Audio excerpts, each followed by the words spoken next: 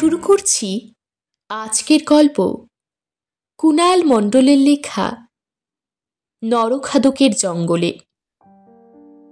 তিন বন্ধু জয়, শুভ আর সন্দীপন ঠিক করলো পুজোর ছুটিতে কোনো পাহাড়ি জঙ্গল জাতীয় জায়গায় ঘুরতে যাবে। যেমন ভাবনা তেমনই কাজ। ওরা ঠিক করলো নৈনিতাল যাবে, কিন্তু একটু ঘুর পথ দিয়ে। উত্তরাখণ্ডের কোটাবাগ থেকে বেশ কয়েক মাইল জঙ্গল পেরিয়ে ঘুরপথে নৈনিতাল পৌঁছবে ওরা। তিনজনেই অ্যাডভেঞ্চার করতে ওই জঙ্গলের পথ বাছল। কিন্তু তারা যদি জানতো নিয়তি কি নিয়ে তাদের জন্য অপেক্ষা করছে, তাহলে হয়তো ভুলেও সেই ভয়ঙ্কর জঙ্গলে তারা প্রবেশ করতো না। জঙ্গলে যখন তারা প্রবেশ করলো তখন সন্ধ্যা হয়ে এসেছে। তাই তারা কাছেই একটা জায়গায় একটু ঝোপঝাড় পরিষ্কার করে তাঁবু ফেলল। তারপর খড়কুটো জোগাড় করে আগুন জ্বালল। চা বানিয়ে খেতে খেতে তিন বন্ধু গল্প করতে করতে সময় কাটাতে লাগলো। জয় বলল, জঙ্গলের মধ্যে কত শান্তি, কত নিস্তব্ধতা, তোরা কি সেটা উপলব্ধি করতে পারছিস?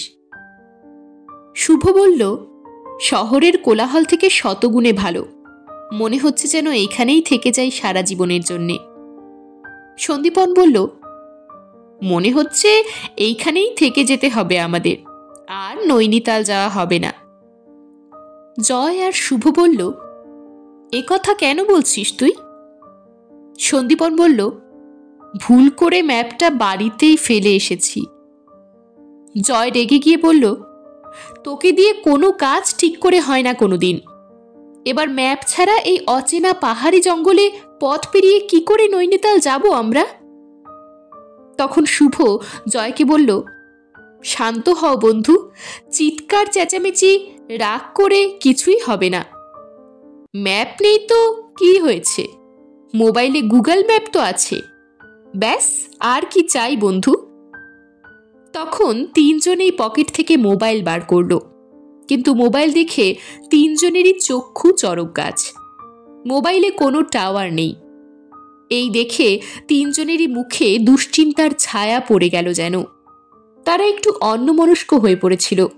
তখনই একটা ভারী কর্কশ আওয়াজ যেন জঙ্গলের নিস্তব্ধতা চিরে বলে উঠল, কौन हो तुम लोग? क्यों तुम लोग यहाँ आए हो? হঠাৎ এরকম একটা আওয়াজ শুনে চমকে তারা দেখল আধো অন্ধকারে গাছের নিচে এক ছায়ামূর্তি লাঠি হাতে দাঁড়িয়ে আছে। অন্ধকারে চাদরে মুড়ি দেওয়া তার শরীরের ওপরের অংশ, তাই তার মুখ দেখা যাচ্ছে না। আবার সেই ছায়ামূর্তি বলে উঠল, বলো, কौन हो तुम लोग? জয় বলল, আমরা তিন বন্ধু এই পাহাড়ি পথ দিয়ে নৈনিতাল যাব, তাই পথে রাত হয়ে যাওয়ায় এইখানে তাঁবু ফেলেছি। কাল সকালে আমরা আবার যাত্রা শুরু করব। তা আপনি কে মহাশয়? জয়ের কথা শুনে সেই ছায়ামূর্তি কিছুক্ষণ চুপ করে থাকল। তারপর বলে উঠল, ও, আপনারা বাঙালি বাবু আছেন? ভালো কথা, কিন্তু নৈনিতাল এ পথে তো কেউ যায় না, কারণ এ অতি দুর্গম আর বিপজ্জনক পথ আছে। যদি নিজেদের প্রাণের মায়া থাকে তাহলে এক্ষুনি যে পথ দিয়ে এসেছেন সেই পথ দিয়ে ফেরত চলে যান। শুভ আর সন্দীপন ভয়ে ভয়ে জিজ্ঞাসা করল, আপনার পরিচয় তো দিলেন না?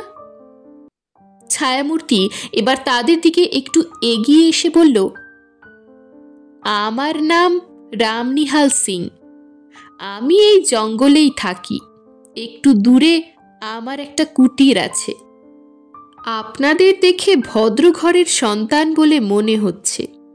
আপনারা চাইলে রাতটা আমার কুটিরে কাটাতে পারেন। জয় বলল, এখানে তাঁবুতে রাতটা কাটালে কি অসুবিধা আছে? এই জঙ্গলে কি বন্যপ্রাণীর খুব উপদ্রব আছে? রামনিহাল বলল, বাবুজি, এ এক অভিশপ্ত এলাকা। এখানে মানুষ তো দূরের কথা, জীবজন্তু সবাই আসতে ভয় পায়। আর দেরি করবেন না, দয়া করে আমার কুটিরে চলুন আপনারা। তিন বন্ধু ঠিক করলো রাতটা তারা রামনিহালের কুটিরেই কাটিয়ে দেবে।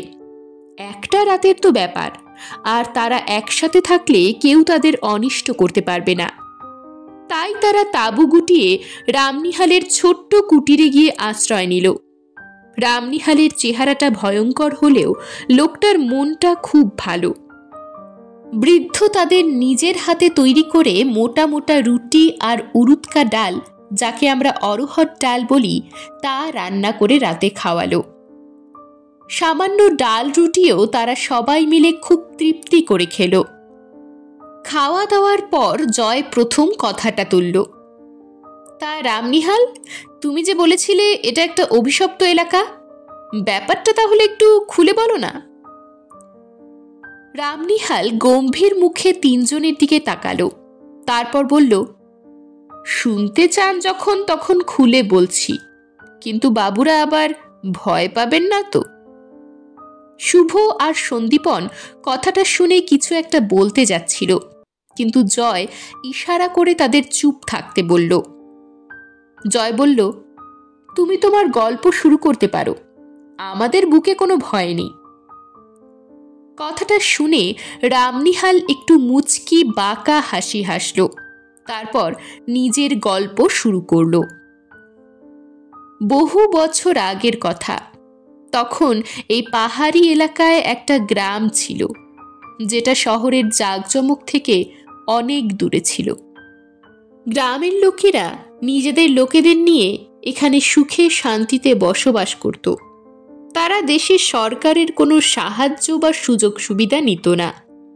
তাই সরকার বাহাদুর গ্রামবাসীদের সাথে কথা বলার জন্যে একজন সুশিক্ষিত সরকারি অফিসারকে পাঠায়। সে গ্রামে এসে মোড়লকে সরকারের তরফ থেকে পাঠানো অনেক উপহার দেয় এবং সরকারের উদ্দেশ্য মোড়লকে জানায়। সরকার চায় যে তারা এই পাহাড়ি জঙ্গল ছেড়ে বাকি দেশের নাগরিকদের মতো শিক্ষা লাভ করে নিজেদের জীবনের মান উন্নত করুক। এসব শোনার পর গ্রামের মোড়লের মুখ গম্ভীর হয়ে গেল এবং তার মুখে বিরক্তির একটা ভাব ফুটে উঠল। মোড়ল বলল, আপনাকে এবং আপনার সরকার বাহাদুরকে অনেক ধন্যবাদ আমাদের কথা ভাববার জন্যে, কিন্তু আমরা যেরকম আছি এরকম বহু যুগ ধরে আমাদের পূর্বপুরুষরা ছিলেন, তাই আমরাও সেইভাবেই তাদের দেখানো পথেই চলতে চাই। আপনি দয়া করে আমাদের জোর করবেন না। আপনি এখন আমাদের অতিথি, আজ আর কাল আপনি আমাদের আতিথেয়তা গ্রহণ করুন, কিন্তু পরশু পূর্ণিমা, তাই পরশু সকালে আপনি এই গ্রাম ত্যাগ করে চলে যাবেন। অফিসার বলল, কেন, পূর্ণিমা তো কি হয়েছে, কি অসুবিধা মোড়ল মশাই? মোড়ল বলল, আপনাকে যা বলছি তাই করবেন, বেশি কৌতূহল ভালো নয় অফিসার বাবু। পরক্ষণেই মোড়ল একটু নরম হয়ে বলল, আসলে পূর্ণিমাতে আমাদের গ্রামে বাইরের লোকেদের থাকা মানা আছে, তাই বলছিলাম, আপনি খারাপ কিছু মনে করবেন না যেন। অফিসার হাসি মুখে মোড়লকে সমর্থন জানালো এবং করমর্দন করে তার তাঁবুতে চলে গেল, যেখানে মোড়ল তার থাকার ব্যবস্থা করেছে। রাতে খাওয়া দাওয়া শেষ করে অফিসার বাবু যখন শুতে গেল, তখন তার মাথায় মোড়লের পূর্ণিমার আগে চলে যাবার কথাটা বারবার মনে হতে লাগলো। তার মনে এই ব্যাপারটা নিয়ে একটা খটকা লাগলো। তাই সে মনে মনে ঠিক করল, এই ব্যাপারটার পেছনে নিশ্চয়ই কোনো রহস্য লুকিয়ে আছে, যেটা মোড়ল চায় না বাইরের লোক জানুক, কিন্তু সে এই ব্যাপারটা ঠিক জানবেই। পরের দিন সকালে উঠে সে মোড়লের ছেলের সাথে ছোট্ট পাহাড়ি গ্রামটা দেখতে বেরোলো এবং আশেপাশের শোভা দেখে মুগ্ধ হয়ে গেল। পাহাড়ি ঝর্ণার জলে হাত মুখ ধুয়ে সে নিজেকে অনেক সতেজ এবং চাঙ্গা মনে করল। বেলা পর্যন্ত সে মোড়লের ছেলের সাথে ঘুরল এবং দুপুরে ফিরে সে মোড়ল এবং তার পরিবারের সাথে জমিয়ে ভুরিভোজ সারল। বিকেলে অফিসার মোরলের ছেলেকে একা পেয়ে তার কাছে নিজের কৌতূহল চেপে না রাখতে পেরে পূর্ণিমার রাতের ব্যাপারটা জিজ্ঞাসা করল। কথাটা শোনা মাত্রই মোরলের ছেলের মুখ ভয়ে ফ্যাকাশে হয়ে গেল। সে অল্প বয়সী ছেলে, তাই অফিসার তাকে ভালো ভালো কথা বলে রাজি করাতে লাগলো। অফিসার খেয়াল করল ছেলেটার নজর টেবিলের ওপর রাখা তার দামি স্মার্টফোনটার উপরে। ব্যাপারটা দেখে সঙ্গে সঙ্গে অফিসার তার স্মার্টফোনটা ছেলেটাকে উপহার দিয়ে দিল এবং ছেলেটাও ফোনটা পেয়ে খুব খুশি হলো আর অফিসারকে পূর্ণিমার রাতের রহস্যের কথা বলে দিল। অফিসারও ছেলেটাকে কথা দিল এই ব্যাপারটা তাদের মধ্যেই থাকবে, আর কেউ জানতে পারবে না। কিন্তু তার এই ছোট্ট ভুল যে কি মারাত্মক পরিণতি নিয়ে আসতে চলেছে তা সে একটুও বুঝতে পারল না। পরের দিন সকালে অফিসার মোরল এবং গ্রামবাসীকে হাসি মুখে তাদের আতিথেয়তার জন্য ধন্যবাদ দিয়ে বিদায় নিল। কিন্তু অফিসার বাবু খুব চালাক ছিল। সে তখন চলে গেল বটে, কিন্তু সন্ধ্যা নামতেই লুকিয়ে জঙ্গলের পশ্চিম দিক থেকে গ্রামে প্রবেশ করে একটা বড় গাছের উপরে চড়ে বসল এবং লুকিয়ে কিছু দেখার জন্যে ওত পেতে রইল। কতক্ষণ সে বসেছিল তার মনে নেই, কিন্তু সে হঠাৎ খেয়াল করল আকাশের চাঁদটা আজ অন্য রাতের চেয়ে অনেক বড়, অনেক উজ্জ্বল এবং অনেক মোহময়ী দেখাচ্ছে যেন। হঠাৎ চারিদিক যেন নিস্তব্ধ হয়ে গেল, ঝিঝি পোকার ডাকও যেন বন্ধ হয়ে গেল। অফিসার বাবু তার হাতের ঘড়িতে দেখল ঠিক রাত 12টা বাজে। মোরল হাতে একটা কাঠের বাক্স নিয়ে আসলো এবং বাক্স খুলে তার মধ্যে থেকে এক রকমের মন্ত্রপুত ছাই বা বিভূতি হাতে নিয়ে সবার কপালে তিলক কেটে দিল। তারপর এক জায়গায় কাঠ দিয়ে আগুন জ্বালিয়ে তার ধারে একত্রিত হলো।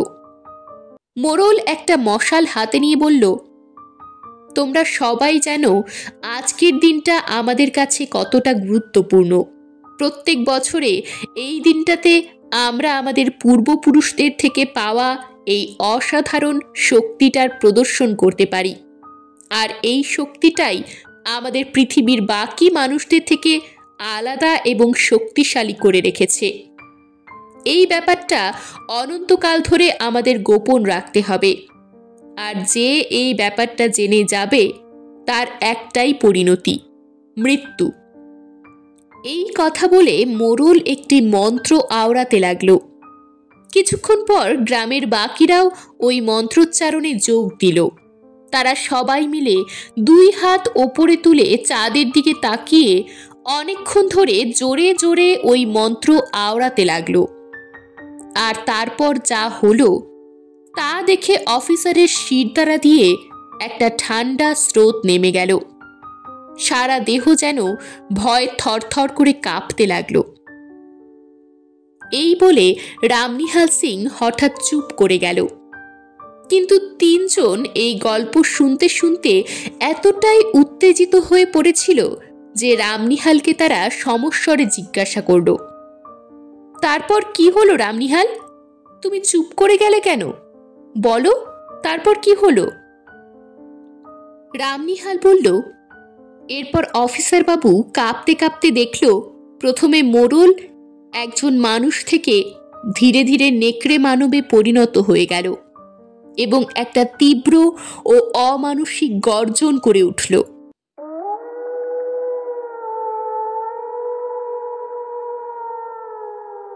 ধীরে ধীরে বাকিরাও নেকড়ে মানবে পরিণত হয়ে গেল এবং সবাই একত্রে সেই তীব্র অমানুষিক হিংস্র গর্জন করতে লাগলো চাঁদের দিকে তাকিয়ে।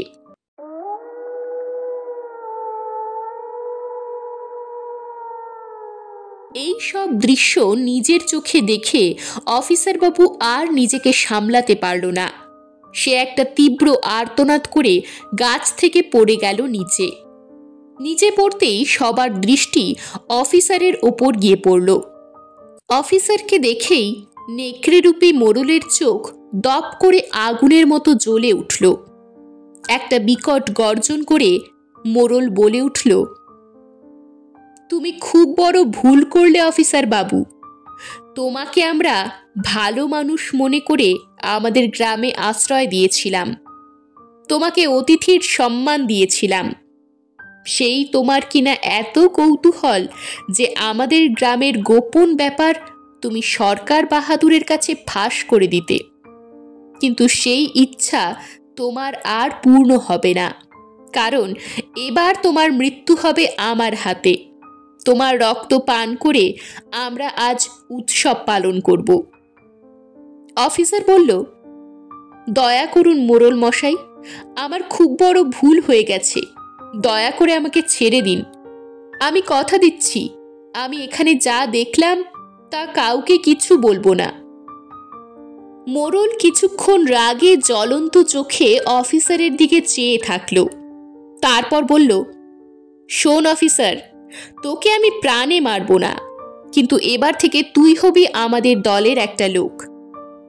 কথাটা বলেই মোড়ল নিজের বড় বড় দাঁত দিয়ে অফিসারের গলায় একটা কামড় দিয়ে নিজের শরীরের বিষ ঢুকিয়ে দিল। অফিসার মাটিতে পড়ে যন্ত্রণায় কাতরাতে লাগলো।